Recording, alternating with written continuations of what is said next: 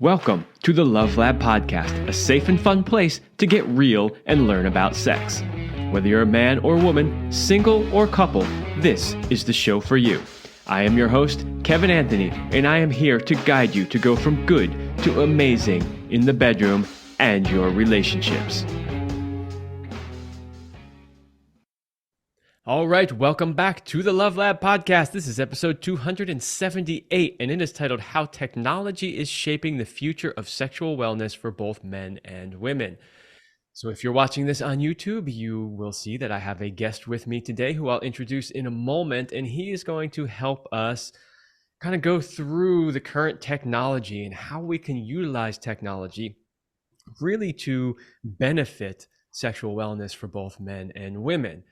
Now, I did an episode quite a while back. Selena and I did an episode on how technology was ruining your sex life, but we weren't focusing on this type of technology. We were focusing on how people were letting their phones distract them and not connecting with each other and that sort of thing. So today's technology discussion is going to be completely different from that one. So if you're like, oh yeah, I heard you guys do that episode. Nope, this is a completely different episode. We are going to be talking about how we can leverage technology to help us either fix problems that we have with our sexual wellness or enhance our sexual wellness. So I think it's going to be a really interesting discussion. It's some technologies and things that we have not talked about on this show before. Okay, before we do that, a short word from my sponsor. Power and Mastery 3.0 is here. The men's sexual mastery program you have heard about on this show for a long time is now even better. I have personally reviewed every module, lesson, video, audio, and PDF to see if there was anything new that needed to be added. As a result, I have added 10 new videos, 1 new audio, 8 new PDFs, and dozens of links to hand-picked products to help support your journey to mastery. In addition, there's also a brand new user interface that makes it easier to navigate the course and find your course materials. So if you're ready to become the sexual master you have always wanted to be, then go now to powerandmastery.com. That is powerandmastery.com. The holidays are upon us as you are listening to this show, which means you may have some free time. Most people take some time off around the holidays. That is a great time to finally get started on fixing the problems in your sex, love, and relationships. So go check out powerandmastery.com. Okay, so my guest today is Elliot Justin, MD. FACEP. I don't even know what that is. You can tell us in a moment. He is the CEO and founder of FirmTech, the first sex tech company dedicated to improving men's erectile fitness. And we are, of course, going to talk a lot about FirmTech as the show goes on, but not specifically about that. So welcome, Dr. Elliot Justin. Thank you, and good to be here. And that stands for Fellow of the American College of Emergency Physicians. And I can tell you as an emergency medicine doctor that there are few emergencies short of a heart attack or a stroke that concern a man like a limp dick. Yes, that is very, very true. Okay, so today's discussion really revolves around, sexual wellness and the future of sexual wellness. And before we really get into the future, I really want to talk a little bit about the current scope. So I'm wondering if you can give the audience some stats on the current state of sexual wellness for men and women. Well, it's dismal, and I would characterize it as a genuine pandemic. So by age 50, in most of the world, the incidence of erectile dysfunction is 50%. It's almost 30% by age 20. I'm 70. By my age, it's 70%. And the numbers are even worse for women. And we don't talk about it as much, but there's also a condition called female sexual dysfunction, FSD. And why are things worse for women? Well, postmenopausal women lose their hormonal protection, and they have all the same issues that men do with diabetes, hypertension, atherosclerosis, and obesity. But premenopausal women take SSRI antidepressants 4 or 5 times as much as men do, and those things are both clit and cock killers. And they also take hormones. And we have women in the developed world who don't even know what their natural sexuality is like as a consequence. Yeah, that paints, as you said, a very dismal picture. Yes. So you kind of started to mention it already when you were answering that, but my next question was, what are some of the modern factors that are contributing to it? Now I know you mentioned different medications, but maybe if you could go a little bit deeper into what are the things currently in our modern world that are really contributing to the sexual dysfunction? Well, it's highly likely that um, there are significant dietary, contributors and environmental contributors to this.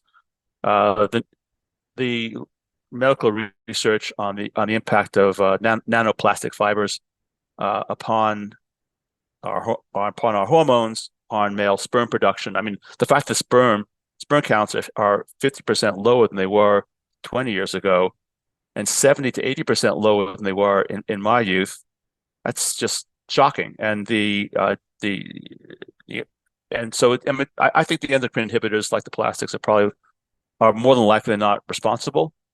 Uh, and there's frankly little that we can do to avoid them. There are also certainly an association between increased intake of processed foods and lower hormones. Then there are also social factors. People spend I think people spend an enormous amount of time online, and people want to, the feminists especially, both on the conservative, let's call people on the conservative side of the spectrum are anti-porn, but also radical feminists want to point to porn as a problem, but it's really shopping. I mean, people joke that porn built the internet, and it probably did early on, but the average man who's going to the internet daily for porn is spending about 30 to 40 minutes looking at porn, but everyone spends an enormous amount of time shopping. And so people are distracted by the media in ways that are interfering with them having relationships. People don't, I mean, my youth, people dated. People don't date anymore. So relationships between people have become much more transactional. It's about swiping as opposed to about developing a romantic relationship. And I know it's hard to quantify that, but certainly people are having less sex. And I think it's tragic because I think having sex every day is part of being happy. And our goal, my company, my personal goal is better sex for everyone and have more of it. Yes, I completely agree. And that is absolutely my goal for this show and all the work that I do as well, which is why, of course, you're here. So, I've really liked some of the things that you said there because, to be honest, if you ask the average MD a question like that, you're not likely to hear the answers that you just gave, right? You're not likely to hear a lot of MDs talk about, the plastics and, all of the xenoestrogens, phytoestrogens, the diet, all that kind of stuff. And so I'm glad that you brought that in. Well, think about just about medications. Look, I've never had a doctor, and I bet you've never had a doctor tell you about the sexual side effect of a medication that they prescribe. Sex is, it's as if sex is unimportant. And the antihypertensives. So we have an adult population over the age of 50 where 40 to 50% of people are taking antihypertensive medication, and 15 to 20% of the population taking antidepressants. Those two together, and often in combination, and they are killers of libido. And I've had so many men complain to me, and women too, but I'll focus on the men for now, complaints about difficulties they have with ejaculation as a consequence of these medications. And I know from my own personal working with our technology, where we can make this objective, we can actually say, here's my baseline. I take this medication. What's the impact on the number of nocturnal erections I have, or the firmness of my erections that I have during sex? So it's my hope that by providing people with data, that people will be able to treat their sexuality in the way in which they would treat blood sugar or blood pressure or heart arrhythmias, all of which were invisible until we invented technology to make them visible. Also, doctors don't make recommendations about sex. Not only not ask about sex, they don't. The doctors make recommendations about diet, about exercise, about compliance with medications. When was the last time you went to a doctor and had them say, "Hey, Kevin, how many times a week are you having sex? And how good is it? And what's the problem?" So as a company, we recommend, and this is based upon research, we recommend that people have at least sex at least twice a week, and try to make that standard in your life. It fascinates me that can people can go to the gym 10, 20 hours a week, and yet which is easy. There's a routine. They get into it. They see the benefits, but they won't plan for sex. What people need to start planning for pleasure. If your sex life sucks, then you need to say, you know what, Monday, Wednesday, Friday, my partner and I we're going to engage for maybe 10 minutes to start, and then 20 minutes and 30 minutes. We're going to learn how to get it on and how to please each other. People need to approach this the way they would trying to improve other parts of their health or their physical look. I completely 100% agree with you. And this is why I do the work that I do, because I understand how important this part of people's life actually is when it comes to their overall health and happiness in the world. So yeah, I completely agree with that. And I'll say though about, you're right, the doctors never ask you those questions.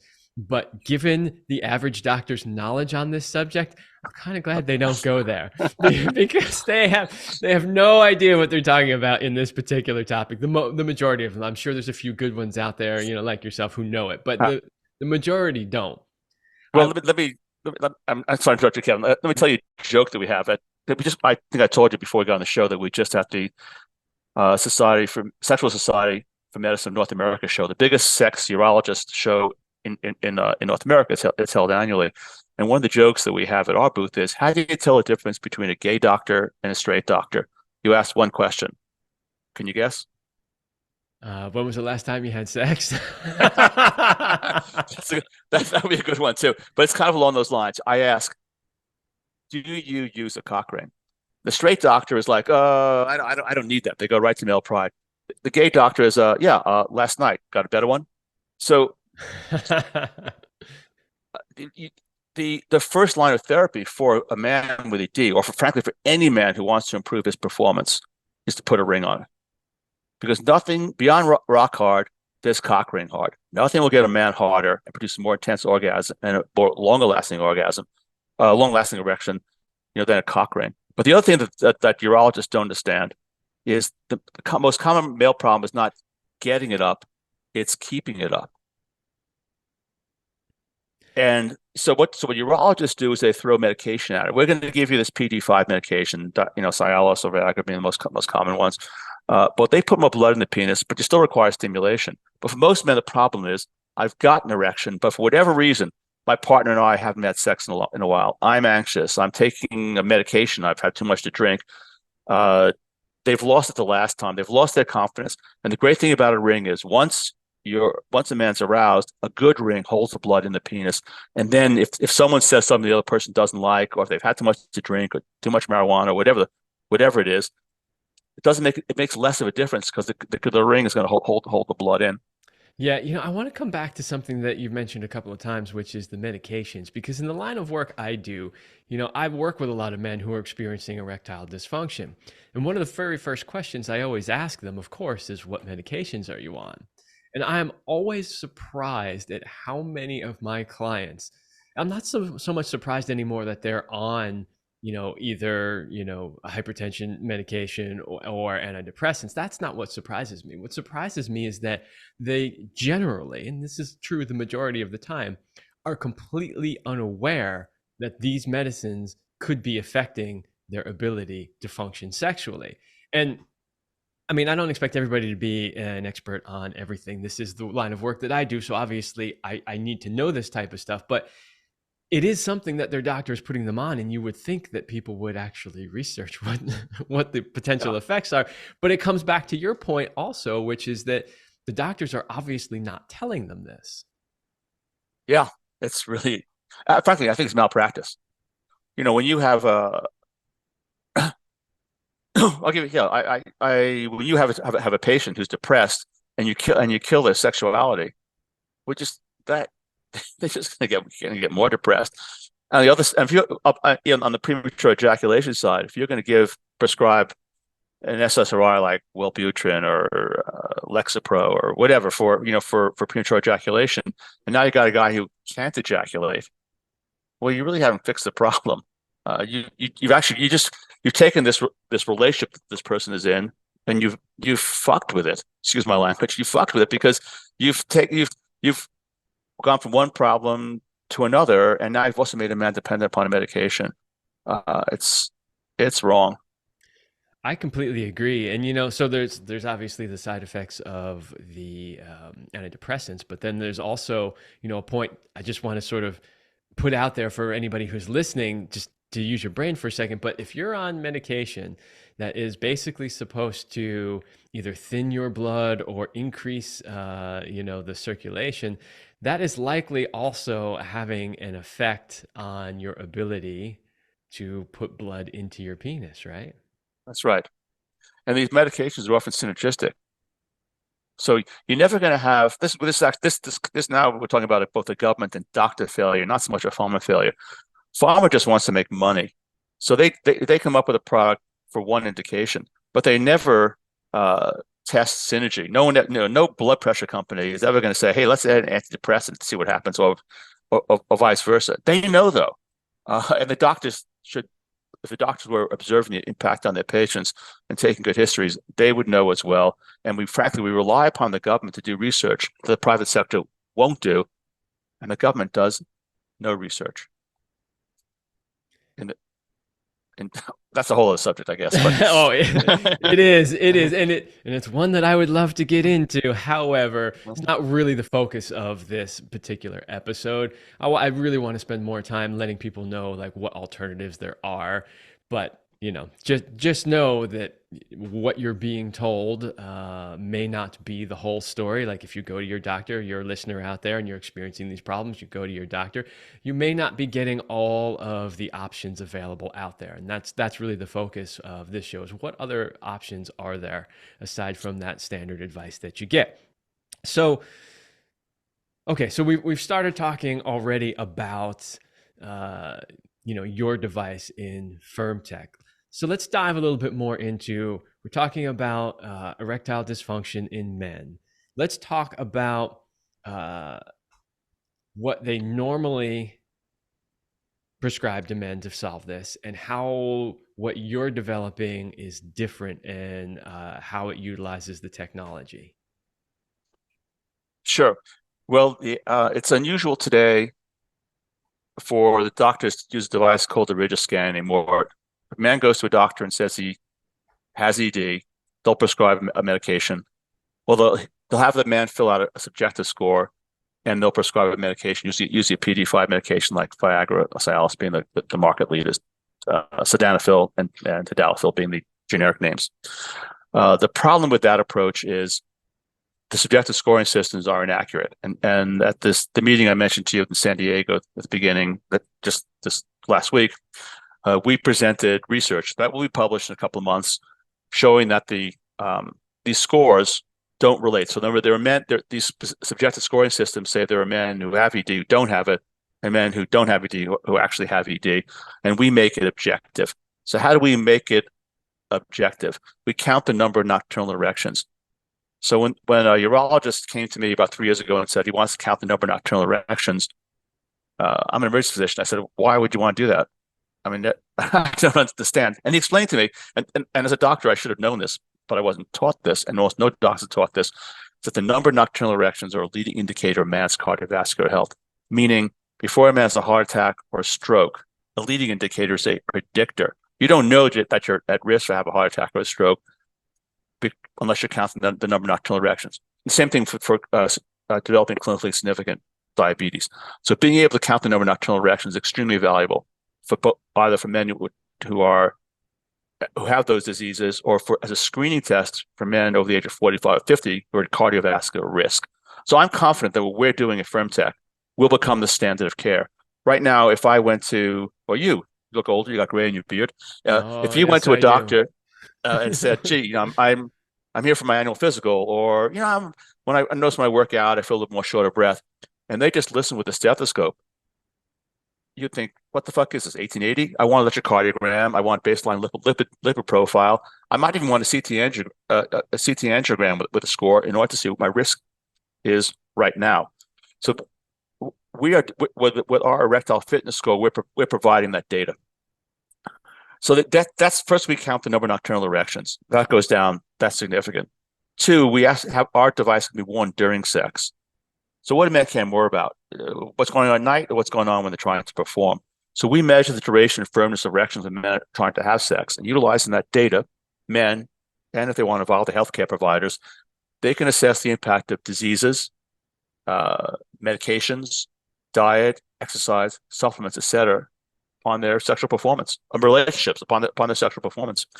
Uh, and that this is world's first technology, and and I'm certain we'll, like I said before, I'm certain we'll become the standard of care. It'll be like a sixth vital sign. And in this age of healthcare wearables, there's this enormous gap: sex. What do men care more about? Was that a smart ring I saw in your hand before? No, no, this actually Uh, isn't a smart uh, ring, okay, looks like one. but Looks it's like an very aura. similar. Yeah, it's very similar Looks like in an aura. shape and color. But in this age, what do men care more about? How many steps they took yesterday, or how many calories they ingested, or how hard are they getting, and how well is their penis working? That's a rhetorical question, of course. So that's so when it comes to sex tech, for me, sex tech is not about novelties, and there are a lot of cool novelties out there that are tech based, but it's about using tech to deliver valuable information to men about their sexual health, while at the same time helping enhancing their pleasure with a better form and material for a cock ring. Yeah. So a couple of things that I want to just come back to in what you said there. Um, one of it is the risk factor thing, and that's something that I just wanted to like basically reiterate so that men understand. So when a client comes to me and they're experiencing erectile dysfunction, now I'm not a doctor. I don't claim to be a doctor. The very first thing I tell them is, okay, especially if they're, basically above 40, is in conjunction with the work we're doing, I want you to go see your doctor and I want you to get a thorough checkup. Why do I do that? Because of exactly what you just said, which is this is a leading indicator of potential cardiovascular health problems. So we need to make sure that, that stuff is either not present before we do our work, or if it is, that you're getting the treatment and care that you need along with what we're doing. So I just kind of wanted to reiterate that point. You did bring it up, and I really wanted the audience to hear that. Like, this is a leading indicator of much more serious problems.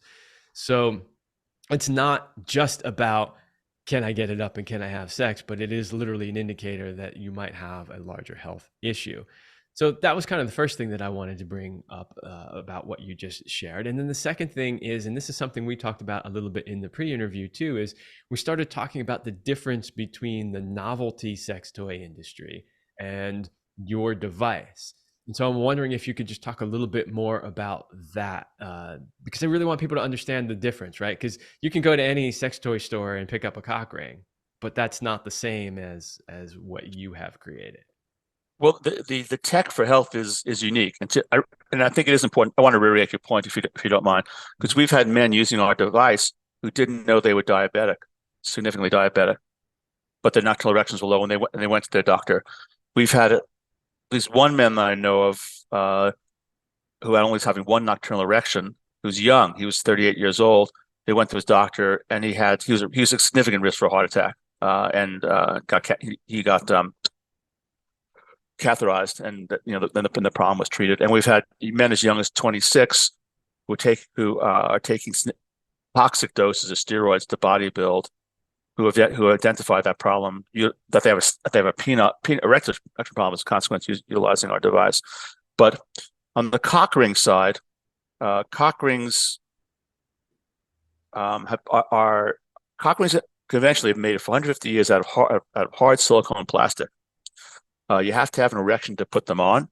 So they can't be put on hours before sex. They can't put on discreetly. You have to interrupt sexual activity and put this ring on. The rings can only be worn for about 20, 30 minutes, or they choke off the circulation because they're basically a chokehold on the penis. So when Dr. James Vitale at the University of Utah challenged me in the way of coming up with counting number of nocturnal erections, I hadn't thought about this before. For me, cock rings were a novelty. My wife and I would get one once or twice a year, and we play with it. And we usually say, "Hey, this sucks. It pinches. It's uncomfortable. Forget it. We're not going to use it again." And I realized, I realized I had to come up with something that could be worn overnight. I didn't want to block the arterial flow in because then we wouldn't get any nocturnal erections. Going to be choking off the blood flow and be putting men at risk of actually damaging their penis. So we're not going to block the arterial flow in. We're just going to constrain the venous return. So instead of making the ring out of hard silicone, we make our ring out of soft elastomer. And I can got one here. And that's unique. There are a couple of the rings that are made out of elastomers. There are lassos that are made out of elastomer that I think are decent products. I can explain why I think ours is better. But this is made out. This is a very soft elastomer. It's comfortable. It doesn't pinch. Also, I was scratching my wife's back. I'd say probably half the heterosexual sex in the United States occurs when a woman takes off a bra at night and wants her back to be scratched because the bra is uncomfortable. And I looked on the ground and I said, "Oh, it's a fucking hook. What is a bra? A bra is a ring that opens and closes. Women don't put on bras over their head unless it's a plus bra. Let's make a cock ring with a hook. Now it's safe. It's easy on, easy off. Actually, there's going to be a paper presented at the American Urology Association this spring using with 600 of our customers who've worn our ring more than once for 4 hours, showing that there were no side effects. No risk, no safety issues involved with wearing our rings for a protracted period of time. So the ring can be put on when flaccid, so it's discreet. You don't have to interrupt sexual activity. It only constrains the venous return. And we also set a goal, not just of choking the penis off, but of putting pressure over the urethra in order to draw out the male orgasm. So my orgasm goes from 4 to 7 seconds with our rings. That was and in our study that we did internally, the average man's ejaculation increased by 50%. That's a better orgasm. So I was, for me, there was obviously a cock ring problem in front of me or you, to be solved, Kevin. But I wasn't until this guy challenged me with coming up with a way of counting nocturnal erections. I just thought cock rings sucked, and why use one? And now I don't have sex without a ring. Why? Because I don't need it. I'm like a straight doctor. I don't need that ring. I want it. I want to have more. I want to have more intense experience. But also for a man of my age, the data is valuable. Mm-hmm. So I'm 70 years old. And I have borderline high blood pressure. Fortunately, I'm lean. But I want my data twice a month because it's a leading indicator. So high blood pressure is not a leading indicator of anything. Your blood pressure could be up for multiplicity of reasons. But if your number of nocturnal erections is going down, or you're not experiencing your usual firmness over a period of time, you have a problem. So how have I used the ring personally? Well, one, to amuse myself. So like it was my wife's 70th birthday party last week, and I had a lot to drink. Well, my erections went from, we have 1 to 10 hardness score. My erections went from 9.2 down to close to 7. And it was fun to see, oh, well, there it is. There's the impact of alcohol. I started taking a blood pressure medicine last October, probably because I'm involved with a startup. And my erections, I'll damn the medication right now. It was lisinopril. And my erections were 15 to 20% less hard. Well, I didn't really notice it that much, but it was affecting as you indicated before. It's affecting the vascular health of my favorite organ after my brain. So I switched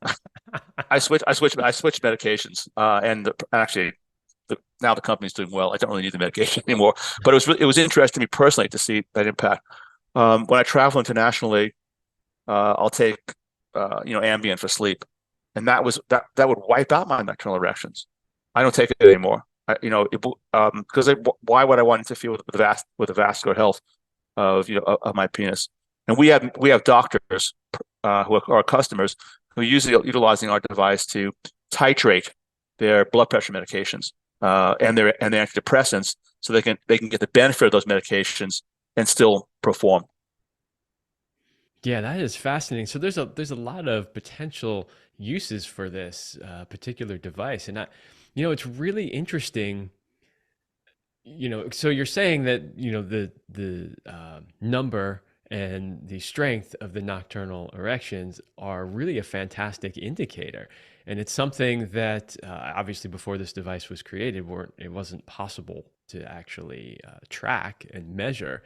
And I do see this particular technology as potentially really changing the future of medicine. Now, we'll see how many doctors embrace it. but it does have a lot of potential. I think it'll take 2 years, and it might not be my company that makes this significant amount of money, but what we're doing is going to push urology and sexology to become objective, and it's enormously disruptive because where there are hopes, there are dopes. I mean, you and I both know that men with ED would walk on their knees on broken glass in order to get a solution. And there are so many claims that are being made about, especially about new nutraceuticals in this area. Now, most of them are benign. People aren't putting themselves at risk by taking L-arginine, DHEA, horny goatweed, ashwagandha.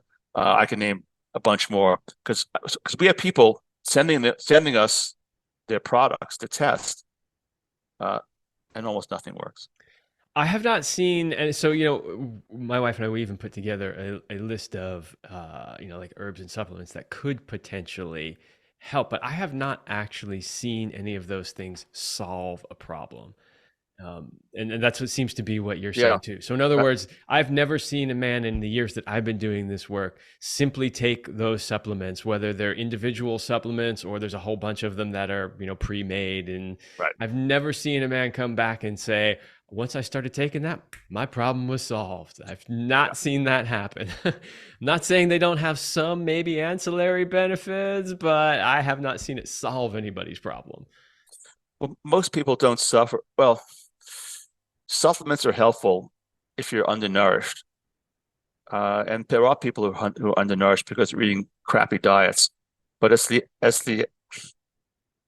impact of those things, if a person's eating a decent diet, taking the supplements is probably not of much better. But let me back up a second. So the placebo effect is really powerful. Mm-hmm.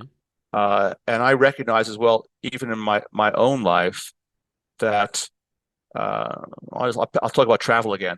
If I try to travel internationally without Ambien, I'm nervous. If I just have it with me, I'm okay. And a lot of men are that way with PD5 medications.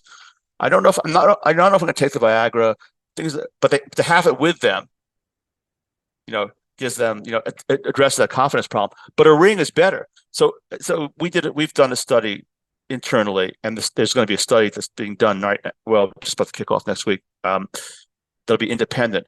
So we looked at detumescence time, which no one has studied. Detumescence time is the time from climax till the penis goes down. So the more blood that's held in the penis, the longer the erection lasts. Without it, the average time, the age range was 27 to 70. Without anything, the average erection was gone in 45 seconds. With tadalafil, it was 2 minutes. With our ring, it was like 4 minutes, and with almost 5 minutes, and with both together, it was almost 6 minutes. So the takeaway, and these are men without ED. So the takeaway message really is, men, if you want to have a better, longer lasting erection, put a ring on it. That should be your first line, not a medication. 2, for the ultimate experience, put a ring on it and take a medication. Interesting. And this is going to be a big study that's going to be published about that. And this is back to what you talked about earlier about doctors. It shouldn't be me. This should have been done years ago. I mean, my wife and I, you probably feel this way too. My wife and I look at each other pretty much like, every day almost, like no other doctor was thinking about this. I'm at this convention, urologists and sexologists, and they're all pushing testosterone supplements, implants, for men, and this is their field. These issues, what's going to keep you hardest the longest, what's going to produce the most intense orgasm by putting pressure over the urethra. These are things these are 20th century problems, and now we're in the 21st century. Well, you know how that goes. So, as high tech as your device is, it's still significantly low cost compared to the other solutions, right? And so, yes, that's right. When there's a money motivator, we often it can get ugly though, because with surgery, you can make your penis an inch longer and half an inch increase growth by half an inch, and expose yourself to all sorts of risk factors. But if a man is really motivated to have a bigger penis, just get a good pump.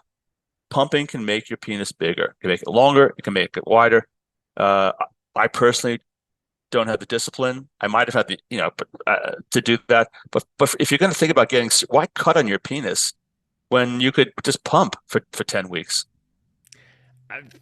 I don't. I mean, honestly, I have no answer for that. I have no idea why a man would actually take the risk of basically never using your penis again, just to make it a little longer. Now, maybe if you were really, really small, but anybody that's been listening to this show for any length of time knows that it is not all about size. I have spoken to, I can't even count how many women at this point. If you are a man and you are of at least average size, and you know how to use it, you can satisfy any woman. There's no need to go for that extra half an inch and risk potentially never being able to use your penis properly again. Just not worth it. Well, that's another thing that's happened with our device is that we've had three episodes reported to us where people were going to be operated on, but their doctor had them utilize our device and saw that they're having nocturnal erections. So their issue was psychogenic ED. The issue was a psychological one rather than a physical one. And these men were spared pleasure-killing surgery.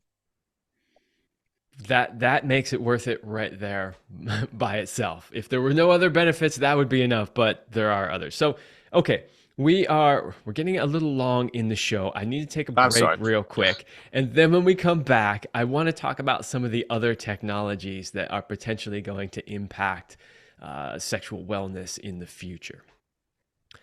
Okay. Hey guys, do you know what makes a man great? You know the kind of masculine man that women are irresistibly attracted to and want. Is it money, job title, physical body, being great in bed, a big penis, or great pickup lines? What if you don't have those or only some of them? What if you've had a string of failed relationships, are embarrassed by your bedroom skills, doubt whether you can rise to the occasion, worry about lasting long enough, or are always stuck in the friend zone? I can help you if you're ready to make big changes and finally become the man you have always wanted to be. Then this is the program for you. To find out more, please go to kevinandceline.com/go/warrior. The link is in the description. That is my men's sexual mastery program.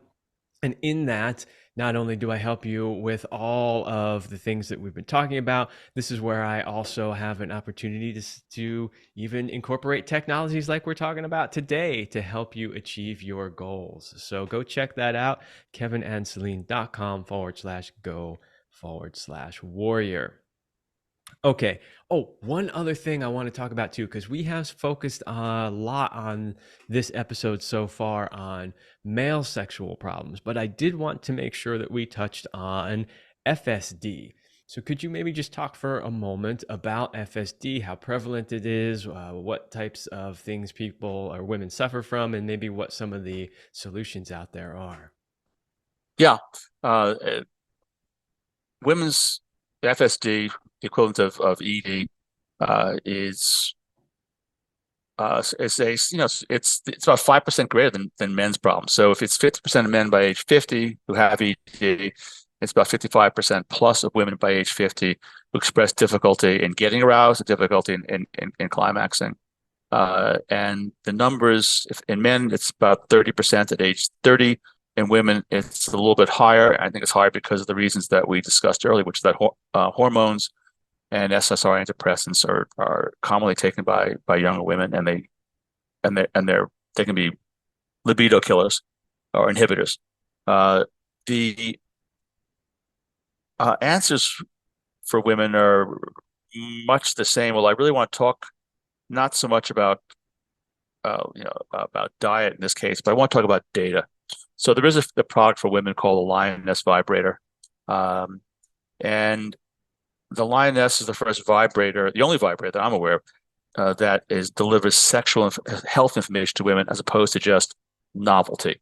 So utilize the line. It's a rather large. Are you familiar with it? I'm sure you probably are.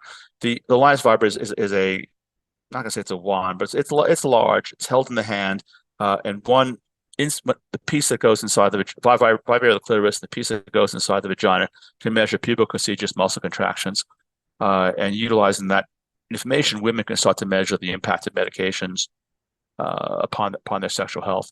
The difficulty with the device is that it can't be used for penetrative sex. I mean, it could be used for anal sex, but it can't be used for vaginal penetrative sex. And the vibrator is is heavy. Um, so heavy in the sense that, and this gets to another one female issue, is that it's time for the sex industry. Sex industry does a really good job of addressing niches, like uh, fetish niches or kink niches, but it's missing out on this much larger market of health issues. So if 35 to 40% of the adult female population in the United States is diabetes, when 15% have significant arthritis in their wrist over the age 50, it's time to start making vibrators that are ergonomically easy for these women. If a woman has to hold a vibrator in this position, like the lioness, that gets uncomfortable right here, and they either fail to climax, or they climax too quickly for full satisfaction. And my wife has demonstrated me play around with at least some larger wands or with a lioness, just so I could see the difficulty. And after 5 or 10 minutes, I want to change position. I want to be in front, holding like this. Well, a woman doesn't have the opportunity to have a third arm that's long enough to come around, and face them. I mean, any man can see this just by lying next to a woman side by side and trying to hold the wand or a lioness. When it comes to diabetes, when I was unaware of this problem until I started going to sex toy shows. The retailers were telling me that women with diabetes are coming in saying that the vibrators aren't working for them unless they're on really, really high power. And the really, really high power ones are the larger, more uncomfortable ones to hold. And the answer is obvious. The answer is that we need research to figure out the right amplitude and frequency of vibration that'll work for a woman who's diabetic and has neurovascular damage. No one, this is where kind of like we talked about research earlier. The industry should do this. I mean, this is for every transgender person for whom the industry is addressing their problems. For everyone, there are 100 diabetics. There are more than 100, but there are probably 300 women with diabetes for every transgender. Someone needs to do a study to figure out the right vibrator that will work for these women. Because I'm certain. Go ahead. I was going to say, I think you have another product coming up in your line. That's the thing, right? If nobody's making it, then you should, right? And I love that approach too, right? Because as men, we are problem solvers. That's what we do, right? So when a woman comes to us and says, "My vibrator doesn't work because it hurts my wrist," the first thing we do is, "Okay, how can we redesign that?" So that's great. Yeah, and I think. Well, let me talk about something else, but I don't mind, Kevin, because when I invented the male device, I thought I have to do the same thing for women. Mm-hmm. We have to come up with a way of measuring the health of the clitoris, just we can now measure the health of the penis. So the Linus vibrator is inside the vagina, and it's measuring pubic-accessory muscle contractions. And women, there are other devices, Kegel monitors for women, that go inside the vagina, and they can and women can monitor the strength of the pubic-accessory muscle. But that's a skeletal muscle. Skeletal muscles are muscles that we can control. Penile health and clitoral health are smooth muscle functions. It's about blood flow. It's about the smooth muscles around vessels that will either allow more blood to pass, or because they have usually atherosclerosis or diabetes or hypertension, those vessels have become stiffer and weaker. So the way to exercise those muscles is to use them, is to have sex. You just can't, if a person starves themselves and suddenly tries to eat full regular diet, they can kill themselves. If a person, because the gastrointestinal smooth muscles atrophy, if people go years without sex and then suddenly want to have sex again, it's not easy. It's hard because the smooth muscle atrophies. The penis and the clitoris will atrophy as well too, because the body is no longer, because they're not being used. These muscles are not being used. The body doesn't say, "Gee, hey Elliot, you don't want to have sex for 5 years now. Where you want to have sex?" But we're going to keep on working that penis. It doesn't work that way. Right, use it or lose it, as they say, right? Yeah. So we've invented a device for women. It's been tested on 38 women. And there's a paper was just presented about that device last week in San Diego. There'll be another paper presented at the International Society for Sexual Medicine show in Dubai next month about that device. And I just need about $1.5 million to commercialize it. So if any of your listeners out there are interested in investing in female sexuality, contact me. All right, there you go. Well, I'm glad to hear that you've got something in the works there. Yeah, All right, so let's then talk about in the last few minutes we have left on the show. Let's talk about some of the other sure. technologies in the area of sexuality that we might be seeing become more prevalent and might start to have a real impact on human sexuality. Well, there are some good devices out there for premature ejaculation that are not don't involve pills that have side effects or sprays that can numb up your partner as well as you. So there's a company called Into IN2. They have a neurostimulator blocker, if you will, that goes behind the testicles. It's on a patch, and it will you get a little tingle with it, like with e-stim, and it'll pulses of arousal basically. So, and that product is commercialized now in the United Kingdom. It should be in the United States next year, and I have played with a prototype of it personally myself, and I mean I'm not interested in with delaying my ejaculation, but it does it worked for me, and I'm confident that that product is going to be a great aid to men who have premature ejaculation. There's another company called MyHixel, MYHIXEL, and they have a stroker with a training program for premature ejaculation. And from talking to a couple men who've used it, it's effective, and their data indicates that it's effective as well. I mentioned the lines. I can't really think of other things that are really tech focused, because most of the other things are really novelties. If you want to vibrate your partner's anus 1,000 miles away, that's you can do that, and you can. And if you want to send someone stream music to someone and have a virtual reality, screen remotely, that can be done. I'm not gonna say it's necessarily scary stuff, although it really can be in terms of how we relate to each other socially.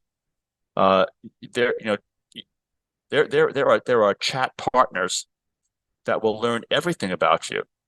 They'll learn not just about your sexual proclivities and feed porn to you, and even there's one that will start to make porn. Once they learn your taste in porn, they can send that to you.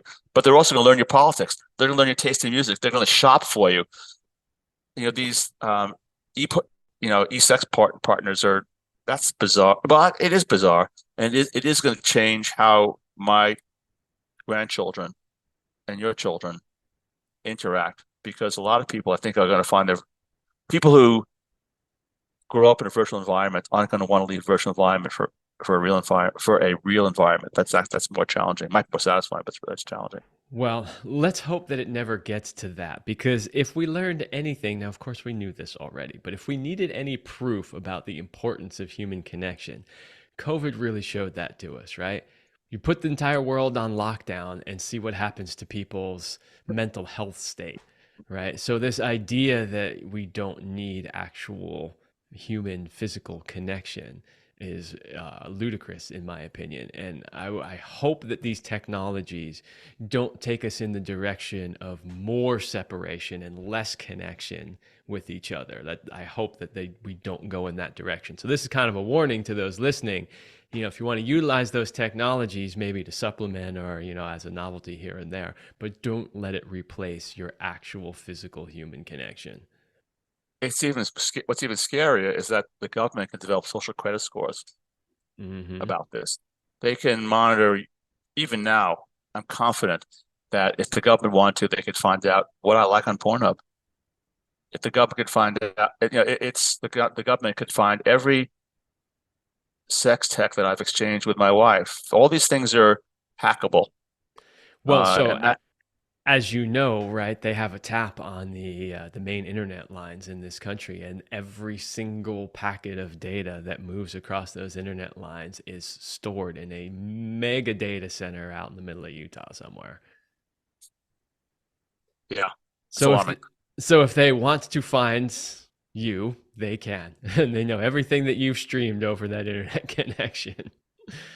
Yeah, that is a little scary for sure. And, nobody should have access to that kind of data. But again, that's a whole other topic. We'll cover that one on the geopolitical show later on today. All right. Well, thank you for coming on and discussing the technology. And I like that we really spent the majority of the time focusing on how we can utilize technology to make our lives better, because that's really where I wanted to focus. And, we mentioned a few of the other novelty techs and things like that. But I think really focusing on how can we help people have a better quality of life is really the best place to be. So, why don't you go ahead and tell people where they can find out more about your product? And then I've got one more question for you after that. Sure. You can find us at MyFirmTech, MyFirmTech, myfirmtech.com online, and learn about our products. If you're interested in the science, go to the science page. If you want to know how the technology works, go to the how-to page. You can contact me personally at ELLIOT, Elliot at myfirmtech.com. Happy to answer your questions. And, I'd rather people come to us directly, of course, than we are on Amazon. There are other ways of contacting us, but I really would appreciate you coming directly to us at myfirmtech.com. Yeah, so as a startup company, obviously, bringing in income is critically important to the business function, the business continuity of a small business. And anybody that's listening to this, you know that, profit margins when selling on Amazon are extremely low. So if you can go directly to their website and support them, that's always a great way to do it. So I got one last question for you. This one usually catches my guests off guard and they blush, but I don't think it's going to do that for you. So it's a question that I ask all the guests I have on the show, and it is, what is your best sexual talent? Really, my best sexual talent is the technology that I've invented, because it's going to lead to better sex and better sexual health for everyone. But my second talent, it would probably be my vivid imagination. All right, there you go. It's good to have a vivid imagination. And I long ago was very fortunate. Cupid shot an arrow into me, and we've been married for 35 years, and we have sex 5-6 times a week. It's really been great. I owe so much to my partner, Anne. That is wonderful and amazing, and what a great example to set for everybody else, because I can't tell you how many times I hear in the work that I do, well, once you've been married for a while, the sex stops, or once you reach a certain age, the sex stops. And I am constantly trying to tell people it doesn't have to be that way. But of course, people look at me and they say, well, although I'm getting older now, so they do this a bit less than they used to. At 49 years old now, at least I can say, all right, I'm in that age group where you're telling me things are supposed to slow down. But I'm constantly trying to tell people it doesn't have to be that way. So thanks for being an example of that for people. It's been a pleasure. Thank you so much for the opportunity to be on your show. You're welcome. All right, everybody, that's all the time I have for this episode, and I will see you next week.